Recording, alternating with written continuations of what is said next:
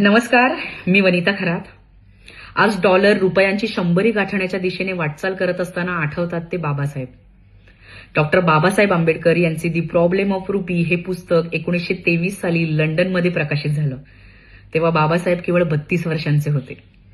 त्यांच्या आयुष्यातली पहिली डॉक्टरेट त्यांनी लंडन स्कूल ऑफ इकॉनॉमिक्समधून मिळवली. त्यावेळेचा त्यांचा हा प्रबंध. पण या प्रबंधाने भारतीय अर्थविश्वात आणि त्या काळी सगळी सूत्र हाती असलेल्या ब्रिटिश अर्थविश्वात एक निर्णायक भूमिका बजावली.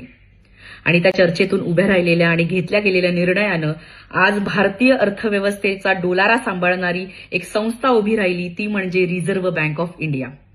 अशा द्रष्ट्या महामानवाला आजचा भारतीय समाज नेमका कसा अपेक्षित होता, आजच्या पिढीकडून त्यांच्या काय अपेक्षा होत्या, हे प्रभावीपणे सांगणारं नाटक म्हणजे आंबेडकर विरुद्ध आंबेडकर. बाबासाहेबांचे विचार सर्व माणसांपर्यंत पोहोचवण्याचा प्रामाणिक प्रयत्न हासोळकर बंधू करतायत.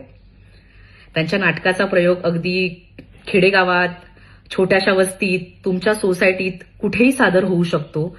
या नाटकाचे प्रयोग तुम्हाला करायचे असतील तर तुम्ही खाली दिलेल्या क्रमांकावर नक्की संपर्क करा.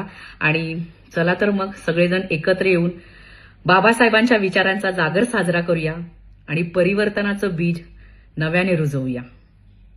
जय भीम. धन्यवाद. बुद्धीच्या सागरात मंथन भीमात होते.